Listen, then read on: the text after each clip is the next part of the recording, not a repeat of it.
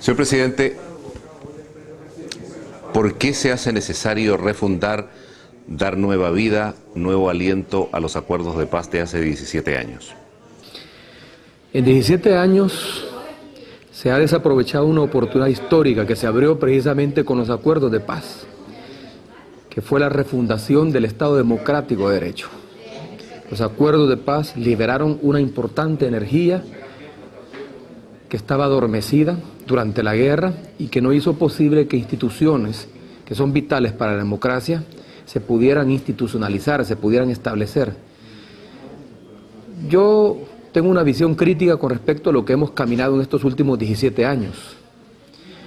Y siempre he sostenido que los acuerdos de paz abrieron una oportunidad, pero la oportunidad fue desaprovechada por la derecha en el poder. Los diferentes gobiernos que hemos tenido del Partido Arena, actual partido en el poder, en lugar de fortalecer las instituciones, por el contrario, las han debilitado y algunas las han desmontado.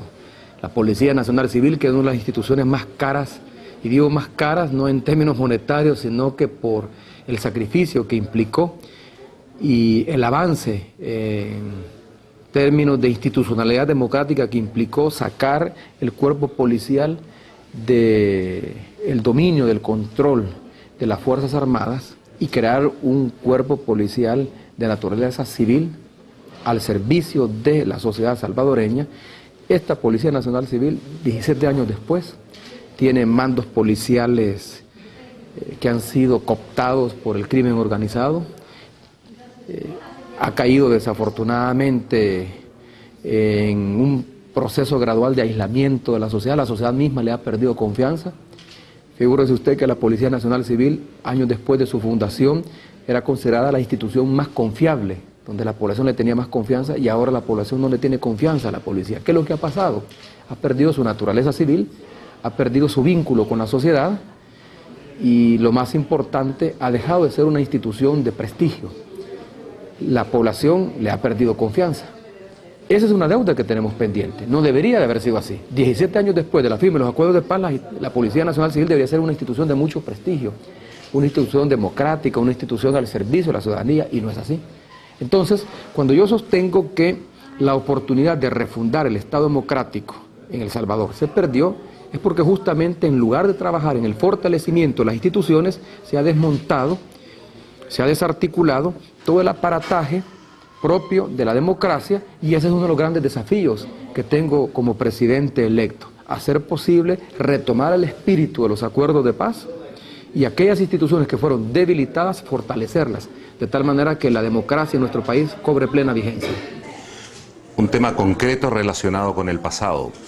Desde hace años, para ser más exactos, desde hace 7 años, la Comisión Interamericana de Derechos Humanos hizo recomendaciones específicas, 3 en concreto, sobre el asesinato de Monseñor Óscar Arnulfo Romero. Resumo en síntesis: investigación y justicia, resarcimiento simbólico y económico y derogación de la ley de amnistía. ¿Se puede hacer algo respecto de lo que significó la muerte, el asesinato de Monseñor Romero en ese sentido? Las recomendaciones de la Comisión Interamericana, unas tienen que ver con la labor del Ejecutivo y otras tienen que ver con el ámbito jurisdiccional de otros órganos del Estado. Me refiero a la última de las recomendaciones. La derogatoria de la ley de amnistía no la puede promover el Ejecutivo. Esa es facultad de la Asamblea Legislativa. Siempre se ha querido que el presidente de la República asuma esta responsabilidad. Es la Asamblea Legislativa la que decide si la ley sigue existiendo como tal o si es derogada. Yo he sido de la opinión de que la sociedad salvadoreña no está preparada para que la ley sea derogada. Una cosa es las recomendaciones que provienen de un ente internacional como la Comisión Interamericana de Derechos Humanos, que busca el establecimiento de un Estado de Derecho, y otra cosa es lo que es posible hacer dadas las condiciones que está viviendo el país y dado el hecho de que vivimos en una sociedad altamente polarizada. ¿Qué implicaría en términos prácticos derogar la ley de amnistía? Implicaría que la sociedad pudiera iniciar un proceso de demanda judicial contra todos aquellos que considere esta sociedad que han participado en actos que se caracterizan por ser violatorios de los derechos humanos, en graves violaciones a los derechos humanos. Y estos actos pueden ser imputados tanto a la Fuerza Armada como al FMLN. No ahora como partido político, sino que en el momento en que era una organización político-militar, en el momento que era guerrilla. Imagínense lo que puede pasar en la sociedad salvadoreña si de pronto, de la misma manera como aquellos que se sienten violados en sus derechos, vulnerados en sus derechos por la Fuerza Armada, inician una serie de procesos judiciales en contra de estos, de antiguos jefes militares. Lo mismo podría hacerse también desde el lado de la derecha. Aquellos que se sienten vulnerados en sus derechos por la participación del FMLN en tanto ejército irregular, podrían iniciar también una serie de procesos judiciales en contra de estos. Yo no he llegado a la presidencia de la República para que el gobierno se desgaste innecesariamente en abrir procesos judiciales que pudiera llevar finalmente a derivar responsabilidades penales. Yo estoy consciente, y esto tiene que ver con las primeras recomendaciones, que las víctimas y los familiares de las víctimas tienen derecho a conocer la verdad. Los jesuitas han propuesto que en lugar de plantear una derogatoria de la ley de amnistía, lo que hay que plantear es la aprobación de una ley de reconciliación nacional. Y en esta ley de reconciliación nacional se pueden llevar a cabo procesos de investigación que no necesariamente acabe en el establecimiento de responsabilidades penales, pero que sí permite el conocimiento de la verdad. Las víctimas y los familiares de las víctimas tienen derecho a conocer la verdad, tienen derecho a conocer cómo ocurrieron los hechos y quiénes son los responsables. Ahora, es obligación del Estado provocar una reparación moral y material de las víctimas y sus familiares. Uno de los primeros actos públicos que yo como mandatario deberé hacer es justamente pedir perdón en nombre del Estado salvadoreño a todos aquellos que durante el pasado conflicto militar y posterior a él se sienten vulnerados en su derecho y que consideren que el responsable de esa vulneración ha sido el Estado salvadoreño. El FMLN ya lo hizo, los dirigentes del FMLN lo hicieron. Mi vicepresidente, que durante la guerra fue miembro de la Comandancia General del FMLN, en diferentes actos públicos ha pedido perdón en nombre del FMLN por aquellos daños que se cometieron durante la guerra, por aquellos abusos de autoridad que se cometieron durante la guerra. De tal manera que de las recomendaciones que usted me plantea, dado el estado actual en que se encuentra la sociedad salvadoreña, hay que promover la investigación de casos, especialmente de grave violación a los derechos humanos, para que se conozca la verdad.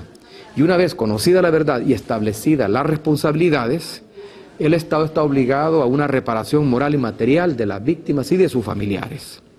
Pero si a partir de ahí iniciamos procesos penales en contra de esos responsables, la sociedad salvadoreña no está preparada para ello ni aguantaría esos procesos penales. Señor Mauricio Funes, usted ha literalmente despertado unas expectativas inmensas en el país. El 82%, es decir, casi toda la nación, confía en que el presidente Mauricio Funes va a resolver sus problemas. ¿Cómo se le hace entender a esa gente que hay que adecuar estas legítimas esperanzas a la medida realista de las posibilidades que se tienen? Ese es el principal desafío que voy a enfrentar como presidente de la República. Lo sostuve a lo largo de la campaña. Esta ha sido una de las campañas más largas en la historia de las elecciones del país. Nunca antes un candidato había surgido a la palestra política casi 2 años antes de una elección. Y nunca antes un candidato había recorrido todo el país casi 2 años antes de una elección. A lo largo de la campaña, yo insistí a la población que íbamos a recibir si ganábamos la elección, si lográbamos vernos favorecidos con la decisión del electorado, iba a recibir un país en quiebra. Y así ha ocurrido. De acuerdo a los datos más recientes del Fondo Monetario Internacional, el país no crecerá al 3% como a inicios de este año proyectaba el gobierno, y mucho menos tampoco al 0,5% como hasta hace unos días sostenía el presidente de la República.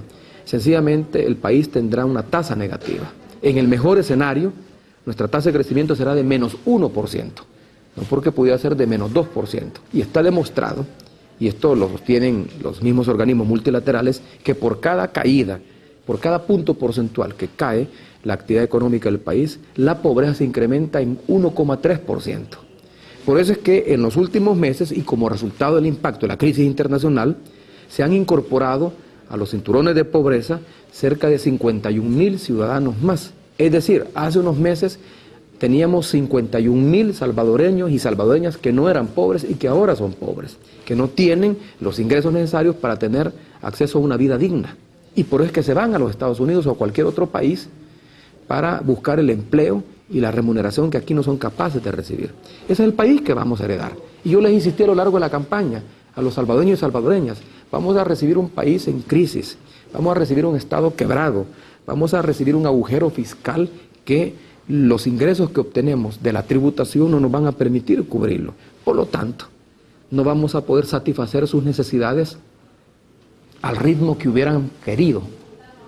Cuando usted hace referencia a las encuestas de opinión y señala con propiedad que un poco más del 80% de la población tiene una opinión favorable sobre lo que puede ser mi gestión presidencial, y casi un porcentaje similar considera que bajo mi mandato sus condiciones de vida van a mejorar, eso más que halagarme me plantea un reto, me plantea un desafío, porque significa que incluso quienes no votaron en mí consideran de que en mi mandato presidencial su situación económica familiar va a mejorar. Yo gané con el 52% del electorado, el 48% restante votó por el otro candidato que representaba el continuismo, pero ahora con este 81-82% de opiniones favorables que gozo, significa que incluso quienes no votaron por mí tienen una opinión favorable de este servidor como presidente electo y tienen la esperanza de que su situación de vida va a mejorar. Y es que no es extraño, porque desde antes de la elección la mayoría de las encuestas señalaban que un poco más del 70% de la población no estaba de acuerdo con el rumbo que tenía el país y apostaban a que tenía que haber un cambio de rumbo. El gran desafío que tengo, en resumidas cuentas, es satisfacer las demandas sociales insatisfechas a lo largo de estos 20 años. La población deberá entender de que las cosas no pueden cambiar de la noche a la mañana y que el ritmo, la velocidad de los cambios tendrá que estar en función de lo que las circunstancias permiten. No podremos mejorar el salario de todos los salvadoreños, no podremos garantizar el empleo a todos los salvadoreños que en estos momentos están desempleados o que tienen acceso a un empleo que no es digno de acuerdo a los cánones de la Organización Internacional del Trabajo, pero sí podemos comenzar a provocar algunas transformaciones que permitan una mejora sustancial de las condiciones de vida de la población. Y la población tiene que entender eso. Por eso es que le insisto, el principal desafío no es combatir la pobreza, no es reducir la brecha social, no es combatir la delincuencia. El principal desafío es hacerle entender a los salvadoreños y salvadoreñas que albergan la esperanza de que el país va a cambiar con solo mi investidura como presidente de la República, hacerles entender que los cambios van a venir, pero estos cambios tienen que ser graduales, progresivos y de acuerdo al ritmo que las circunstancias impongan. La oposición ha depuesto todas sus diferencias en el Poder Legislativo para crear, nunca mejor dicho, un frente único contra su gobierno. Y esto, estoy cierto, usted sabe que no lo va a tener fácil en el campo político. ¿O me equivoco? Bueno, la correlación de fuerzas en el Congreso no me es favorable. Y yo, cuando participo en este proceso electoral, estaba consciente de que no íbamos a ganar mayoría legislativa de tal manera que pudiéramos legislar y tomar decisiones en la Asamblea Legislativa sin necesidad de convocar el respaldo de otras fracciones políticas, particularmente de la derecha. La Asamblea Legislativa actual, de acuerdo a las elecciones de enero, ha quedado configurada como fue la legislatura del periodo anterior, de los últimos 3 años. Es decir, hay un claro predominio de los partidos de derecha. Lo que caracterizó a estos partidos de derecha, incluyendo el partido de gobierno, es una alianza que yo siempre llamé una alianza perversa, porque no necesariamente se votaba por proyectos de interés nacional o proyectos de impacto nacional popular que buscaran el bienestar de la población, sino que se acababa votando por aquellos proyectos que favorecían los intereses de los grupos económicos que financiaban estas decisiones. ¿Qué pasa entonces ahora? Por supuesto, estoy consciente que me voy a enfrentar a una asamblea legislativa que me puede ser adversa. Yo estoy apelando a la madurez y a la sensatez de estas fuerzas políticas de derecha. Ha habido reacomodos al interior de Arena. El presidente Saca, cuando yo el 15 de marzo me proclamé ganador de las elecciones y planteé que iba a construir un gobierno de unidad, él al día siguiente dijo que él iba a facilitar esta transición. E iba a ser posible que el país que yo heredara fuera un país que me permitiera arrancar, como decía él, luego de haber aterrizado sobre una pista con las luces encendidas. Y me dijo claramente: yo no te voy a dejar las luces apagadas, yo te voy a dejar las luces encendidas. Lo que no me dijo es hasta dónde llegaba la pista. De tal manera que puedo tener las luces encendidas, pero la pista no ser lo suficientemente extensa como para que yo pueda tener un buen aterrizaje, y así ha sido. Yo deberé de crear los espacios de concertación necesarios como para incluso forzar a la derecha a que tenga que votar para apoyar aquellos proyectos que sean de beneficio nacional, independientemente de quién sea el partido que los haya propuesto. Apelo a la sensatez, apelo a la madurez política y apelo a que finalmente estas fuerzas de derecha, estas fuerzas conservadoras que tradicionalmente han votado no necesariamente para favorecer los intereses nacionales, ahora lo hagan, porque de lo contrario el país se hunde. Y al hundirse el país, no solo se hunde el gobierno de Mauricio Funes, no solo se hunde el gobierno del FMLN, no solo se une el FMLN como principal fuerza de izquierda en el país, se hunde todo el país, incluyéndolo a ellos. Ellos deben de caer en la cuenta de que en la medida en que nieguen sus votos para proyectos que sean de interés de la nación y que sean de beneficio popular, de beneficio para las grandes mayorías, en esa medida nos hundimos todos.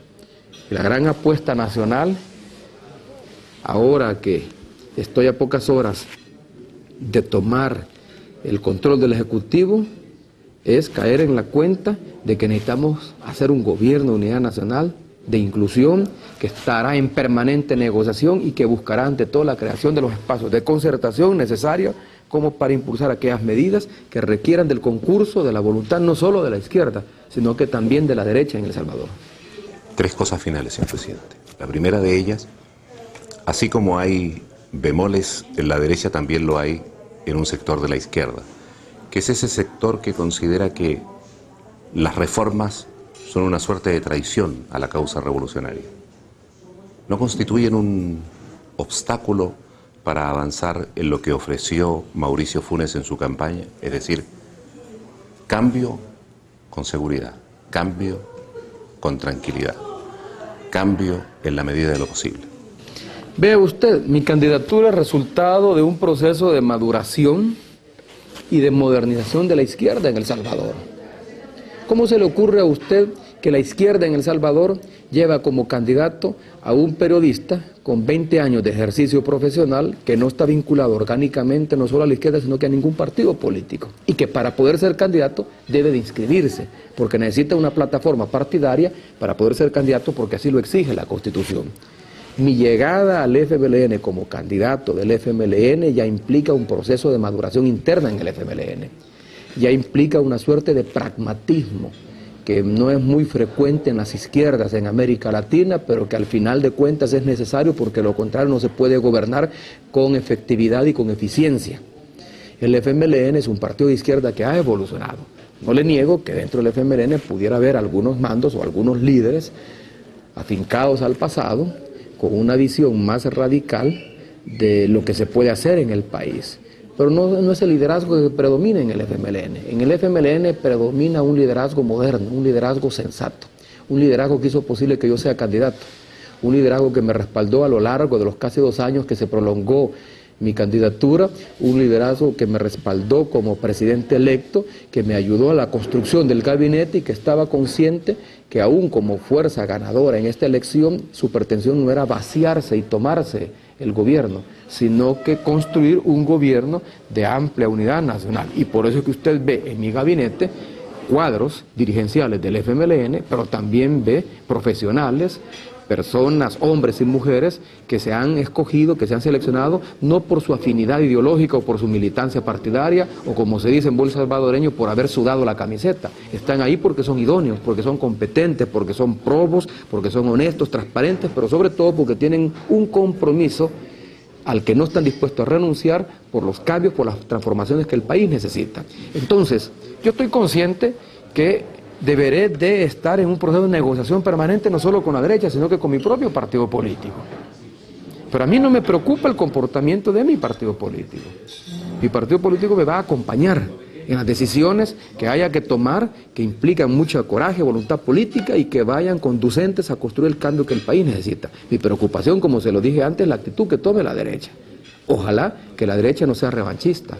Ojalá que la derecha no quiera negar los votos que se requieren en la Asamblea con el solo propósito de afectar la gestión gubernamental. Ojalá que la derecha piense en el país. La izquierda está pensando en el país y porque está pensando en el país, yo fui candidato, me respaldaron a lo largo de los casi 2 años que se prolongó mi candidatura, me respaldaron como presidente electo, me han respaldado en la construcción del gabinete y vamos a gobernar juntos. Señor presidente, numerosos gobiernos de América Latina en los últimos años han tenido una relación traumática con los medios de comunicación. Y es muy bueno preguntárselo a usted, que es periodista, que tiene 20 años en el oficio. ¿Espera usted dificultades en ese sentido? Porque en algunos países se ha llegado incluso a guerras prácticamente declaradas entre el gobierno por un lado, la oposición por el otro, los poderes económicos, la concentración de los medios atacando al gobierno de manera bastante antidemocrática, por decirlo de alguna manera, y el gobierno respondiendo a veces, no siempre, pero a veces, con medidas tampoco muy adecuadas democráticamente, como cerrar la llave de la publicidad estatal, etcétera, etcétera. A El Salvador hay que juzgarlo a partir de sus propias circunstancias. Yo no estoy de acuerdo con aquellos gobiernos de derecha o de izquierda que castigan a los medios de comunicación cerrándole la válvula de la asignación publicitaria porque transmiten un mensaje o una información que no le conviene al gobierno. Y eso ha ocurrido tanto en la izquierda como en la derecha. En el caso de El Salvador ha ocurrido con la derecha fundamentalmente porque la izquierda es primera vez que llega al control del Ejecutivo. En estos 20 años de gobiernos de derecha se ha estado violando flagrantemente la declaración sobre libertad de expresión que contiene la Convención Americana de Derechos Humanos, que claramente dice que ningún Estado miembro suscriptor de esta declaración puede utilizar recursos públicos para castigar o premiar a un medio de comunicación en función de su línea editorial. Y eso es lo que ha ocurrido en todos estos años. Yo mismo he sido víctima como periodista que fui en el ejercicio, donde mis espacios de entrevistas o informativos se me castigaban porque difundí una información contraria al gobierno, contraria a la política oficial. Eso no se va a dar en mi gobierno. No solo por mi ejercicio periodístico, por mis convicciones democráticas. Mi gobierno va a ser un gobierno respetuoso de la libertad de prensa. Yo sé que me enfrento a dificultades. Se dio durante la campaña. En la campaña dio la impresión de que los adversarios o el adversario no era el partido político contendiente, sino que los medios de comunicación. Dio la impresión, no digo que lo hayan sido, pero dio la impresión, ¿por qué? Porque algunos medios de comunicación se pusieron en la primera línea de fuego y asumieron como línea editorial la línea partidaria, la línea dominante del partido en el poder, y entonces enfrentaban directamente mi candidatura y el proyecto político que mi candidatura representaba. La sociedad salvadoreña tiene que evolucionar. La derrota de la derecha en esta elección es también la derrota de aquellos medios de comunicación y prácticas comunicativas que hicieron posible que la derecha se hubiera mantenido durante 20 años. Por lo tanto, aquí no solo se trata de que fracasó el proyecto de la derecha, también ha fracasado un tipo de periodismo y un tipo de comunicación o de forma de comunicación que hacía posible que la derecha se mantuviera en el poder. La derecha se mantenía en el poder porque predominaba la mentira. Y en la medida en que predominaba la mentira, entonces la derecha podía perpetuarse y renovarse en el ejercicio del poder cada 5 años. Derrotamos a la derecha, pero también, y por lo tanto derrotamos un proyecto que concebía el ejercicio del poder como un ejercicio patrimonialista, es decir, el Estado como patrimonio de un pequeño grupo que lo utilizaba para beneficio, para satisfacción de sus intereses particulares. Pero además de derrotar este proyecto, también derrotamos la mentira en El Salvador. Por eso es que yo siempre insistía durante la campaña, ¿quién dice miedo? porque la derecha utilizó la estrategia del miedo. Al final vencimos el miedo, pero dominó la esperanza. Vencimos la mentira, se impuso la verdad. Vencimos el proyecto autoritario y excluyente de la derecha y ha ganado un proyecto democrático e incluyente que es el que abandera a la izquierda en El Salvador. Durante los 5 años que dure mi ejercicio presidencial yo seré respetuoso de los medios de comunicación, pero espero un cambio de actitud. ¿En qué sentido? Si los medios de comunicación quieren ser también constructores de la democracia, tienen que tener una actitud diferente, con lo cual no estoy diciendo que deben de renunciar a su papel fiscalizador. El medio de comunicación, el periodista, tiene que seguir ejerciendo ese papel fiscalizador y tiene que denunciar y poner sus tribunas al servicio de la denuncia pública para hacer posible también el combate de la impunidad y el combate de las arbitrariedades que se cometen en el ejercicio del poder. Señor presidente, yo le agradezco muchísimo la gentileza que ha tenido con nosotros, con Radio Nederland. Dejamos toda la política internacional para otra ocasión. Ha sido usted muy amable, señor. En otra ocasión podemos conversar sobre temas internacionales o sobre cómo evoluciona el proceso.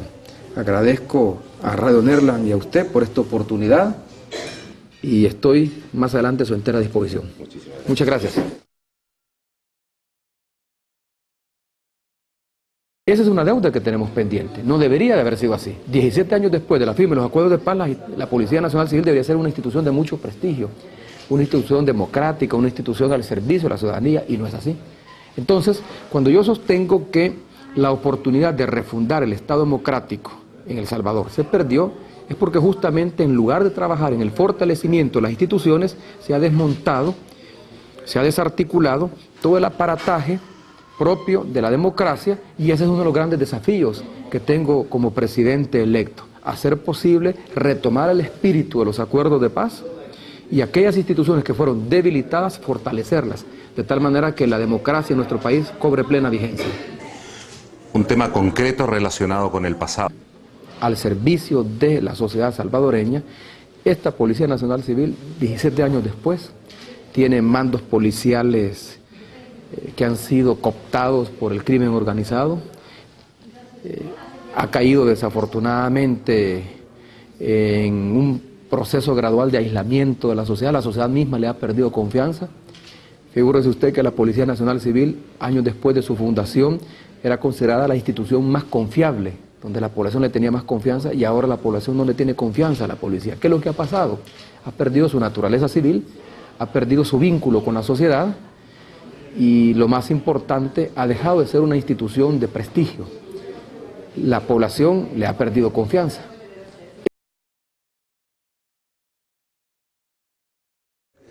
Señor presidente,